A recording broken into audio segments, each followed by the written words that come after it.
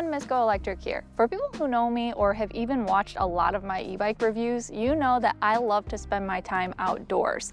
And I like to go to places like this where there are campgrounds and really be able to go anywhere I want on an e-bike. And really the only category of e-bike that can achieve all the things that I want it to achieve during all types of seasons is the fat tire e-bike. Fat tire e-bikes are not for everyone though, because they do have their shortcomings. They tend to be heavy, and in that case, they're also hard to maneuver, and they also tend to be very inefficient. But this here is the Ride1Up Rift, and it has some features that make it stand out. For one, it has a big 20 amp hour battery for long range, and it also has a frame integrated rear rack here that allows you to get what I have, a passenger kit, so you can put a person back here with 150 pound capacity. There have been plenty of times where I've just wanted to take one bike and put a full-size adult passenger on the back with me to be able to go to, say, the beach or maybe even the sledding hill. And this is going to be the first full-size fat tire e-bike that I have reviewed which has this capability. But that's not all as far as this rear rack goes. This has a quick connect system that will allow me to switch out the function very easily. So let me show you how to do that. All right, with no tools, you can easily pull this lever back to be able to slip it on and off. So I could put things not only like this saddle on here, but also a rear basket.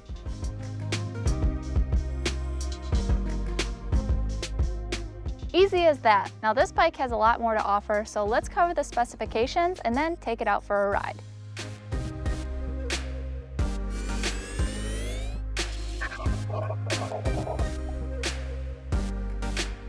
The Ride1Up Rift ships as a Class 2 e-bike, which means that you have access to both pedal assist modes and a thumb throttle, with the ability to reach a top speed of 20 miles per hour. But they provide instructions on how to optionally unlock the bike to Class 3, which opens the top speed to 28 miles per hour while using pedal assist. The Rift has a 750 watt rear hub motor with 95 Newton meters of torque. The battery operates at 48 volts using LG cells with 20 amp hour capacity, which is equivalent to 960 watt hours. This battery is removable and can be charged on or off the bike. A 2 amp charger is included with your purchase that Ride1Up says will deliver a full charge between 3 to 6 hours. Ride1Up also says this combination can deliver a range between 45 to 60 miles depending on the rider weight, terrain, incline, and level of assist. The Rift comes in 2 aluminum frame styles. The XR frame can fit riders between 5'6" and 6'4", whereas the step-through frame like I have here can accommodate riders between 5'1" and 6'2". Each frame is available in 3 color options: forest green, arctic white, and graphite gray. This bike is also IP65 rated for water resistance. The bike weighs about 85 pounds and can support a maximum payload capacity of 350 pounds. These are hydraulic brakes with 180mm rotors. The shifter and 8-speed Altus derailleur are made by Shimano. As mentioned before, the hydraulic front fork has 120mm of travel, and these anti-puncture Kenda tires are 26" by 4" wide. The 80 Lux integrated headlight, taillight, and fenders are all standard, along with the frame integrated rear rack that I mentioned at the start of this video. Rift owners get a 1-year warranty period, and Ride1Up has some service locations scattered across the US for maintenance and repair needs. All right, those specifications sound promising, but now it's time to take it out for a ride.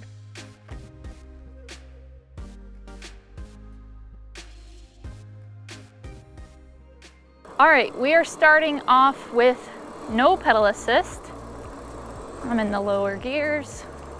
This does have an 8-speed, and I'm hoping that it'll perform well considering this can go up to 28 miles per hour. But we'll talk about that later.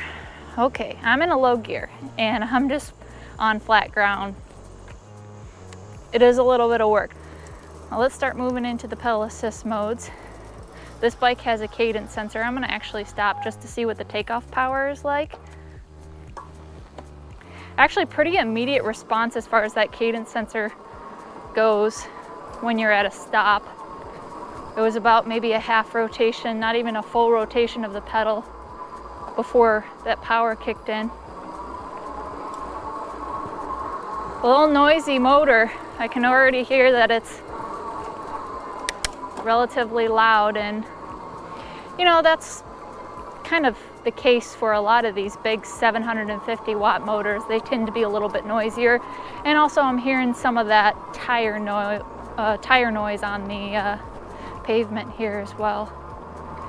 But pretty happy with that performance so far. Moving through the gears because already in pedal assist 3 I'm noticing I got some ghost pedaling going. I'm at about 17 miles per hour though, so. But performance feels pretty good. Definitely can get up and go. Actually, I want to duck in here into the trail because this is the kind of environment that I'm going to be taking this bike. It's more on like rooted trails. I like to drop it down into the lower assist levels because I don't want to have too much power when it's so narrow with these trees. So far I can tell you right now, man, that front suspension is awesome. 120 millimeters of travel, and that is really making a difference here on these bumps and through the roots. I'm not getting a lot of transfer in the palms of my hands because of that. It's really smooth, but also because these grips are, you know, my favorite style. It has that like paddle shape on it. Throttle out of that. But that paddle shape also relieves some of that pressure, and I love a rubberized texture like this when you're on the bike for long periods of time and you're trying to go places. You definitely want to be able to have your hands stay in place. I have to throttle out of some of these situations of these big hills when you're in the lower pedal assist modes. Fat tire is definitely keeping good grip on this terrain as well.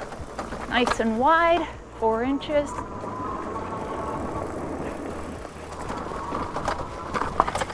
I just imagine, you know, people like hunters that go out into these trails and need to bring a bunch of stuff with them.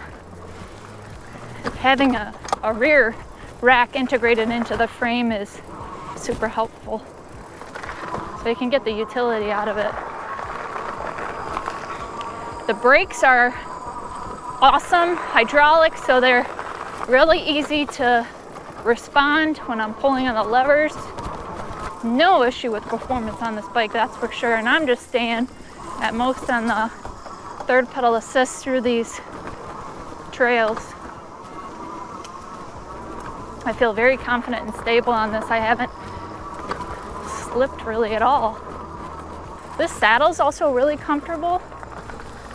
Now, if I'm going on terrain consistently that's like this, I would probably want to invest in a suspension seat post. But the saddle itself is wide, has a good material, it's comfortable. Pretty happy with how responsive this cadence sensor is. It really does kick on pretty quickly after pedaling, and it disengages pretty soon after. A little sandy on this part of the trail, and it's doing a great job of keeping me right on track. Honestly, I'm so impressed with that front fork. It's doing a ton of work over all these huge boulders and big roots to smooth out all these bumps. All right, let's get back on the pavement and really see how quickly we can get up to speed. Now keep in mind that there's a sticker on the bike that says this is a class 2, which can top out at 20 miles per hour. We have a thumb throttle over here, but I say we do a throttle test here once we get past this hill. Let's stop here so that we can test out the throttle.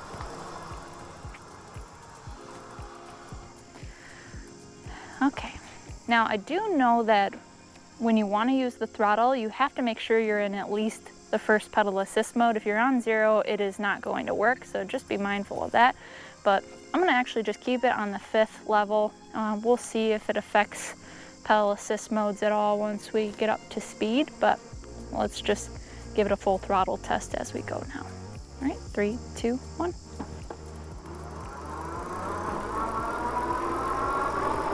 quick off the line. This is definitely not one of those throttles where it's gonna cap out at 20, so okay. Looks like in that 5th pedal assist, I'm going a little faster. I'm at about 24 now. That's because I went downhill, but 20 miles per hour on the throttle is where it's capped. But this is not a gradual transition with that throttle power. It's pretty quick off of the line. I wouldn't say it's like extremely scary. I've had some other bikes that it kind of makes me nervous, but now I want to see if I can get up to that 28 miles per hour on the pedal assist, because that's when Class 3 you can achieve those higher speeds. So let's see, going up into the 8th gear. Actually, I can already feel I got some ghost pedaling. So it looks like I'm already at like 24, 25 coming around these curves. I don't think this is gonna have any problem. This power is insane. I know on the bike it says it's 100 Newton meters of torque. On the website it's 95, 5 Newton meters different, but all you need to know is that the torque is there. And this is probably one of the highest torque figures I've experienced on the bikes that I've reviewed. But the performance, if that's what you're looking for in a bike, whoo, does this have it. And I'm sure if you have that weight on the back from a passenger, slow you down a little bit more.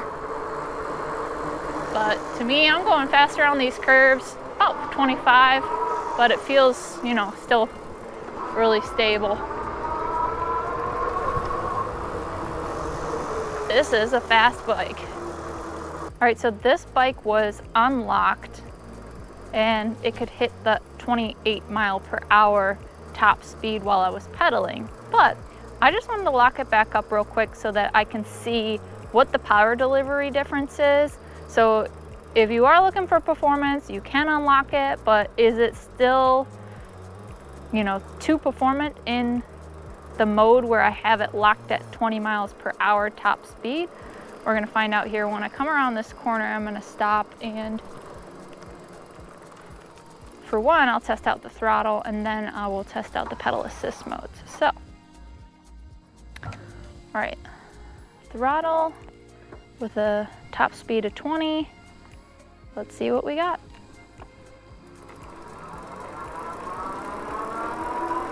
It's still a quick throttle as far as gradually getting up to speed. As you can see, I've already hit 20 miles per hour. And we're good to go. Now let's see in the pedal assist how that power delivery is. I'm just gonna bump it up to the top level just to see. Good push of power. Yep, so stopped here at about just over 20 miles per hour. I was going downhill a little bit. So just keep in mind that the power delivery is gonna feel similar if you either have the bike locked at that 20 mile per hour top speed, or even if you unlock it to 28. It seems like this is out of the box just a bike that wants to get you where you want to go real quickly. So maybe for older folk, I wouldn't recommend it as much unless they are, you know, very spry and very okay with the acceleration. As far as the riding position goes, I'm mostly upright, although I'm leaning forward just a smidge. The handlebars do come up a little bit towards me, making it a little bit more comfortable, but these grips, they really make the experience super comfortable with having that paddle end rubberized texture with a little bit of these little pockets so that they're breathable still. And of course that suspension, especially when you're off-road, makes it extremely comfortable. It's just I'm very impressed by that suspension. All right, let's head back and I'll share my final thoughts on the Ride1Up Rift.